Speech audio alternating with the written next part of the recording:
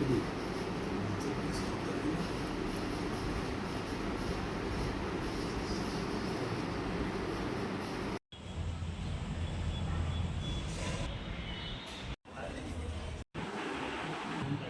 Personal आगे face मोर मन पड़ूनी। Doctor Prasanna Kumar Samal senior medicine specialist CHC Paradip. घटनाटी कौन कि गत 11 तारिख में आम हस्पिटाल गोटे पेसेंट ज्वर होकर आसाला तो तार डेंगू पॉजिटिव बाहर से पिलार तांकर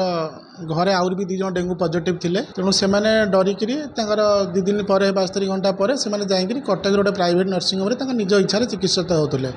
तो सेठी डेंगू नेगेटिव आसला तो डेंगू आम हस्पिटाल कहीं पॉजिटिव आसला सेठी कहीं नेगेटिव आसला तो से हस्पिटाल सका आसिक समस्ते गोटे धारणा दे गंडगोल करुले तो आमर इनचार्ज कहले टी लोक बुझातु लोक बुझेली कहली देखूँ आम डेंगू टेस्टा जो हस्पिटाल NS1 मेसीन बहुत उच्च कोटीर सरकार द्वारा मेसीन दिखाई किंतु डेंगू टेस्ट 72 घंटा पर आप टेस्ट कले पुणी नेगेटिव आसो मुझे जिते बुझेले भी से मेडिकल बुझापी नाराज तापर से कहले आम केस करूँ कहली देखो मोर डाक्तर किसी भूल ना आप टेस्ट कले पॉजिटिव बाहर थे मुझे बुझाऊँ 72 घंटा पर टेस्ट कले से नेगेटिव बाहर आपड़ जदि केस करेंगे करूँ मोर किसी कहबार ना या भितर कौन कला गोटे पिला लोकनाथ कॉलोनीर ता ना विज्ञान बोली जहाँ जना पड़ी हठात कौन पछपटू आसी मत अश्लील भाषा गाली करी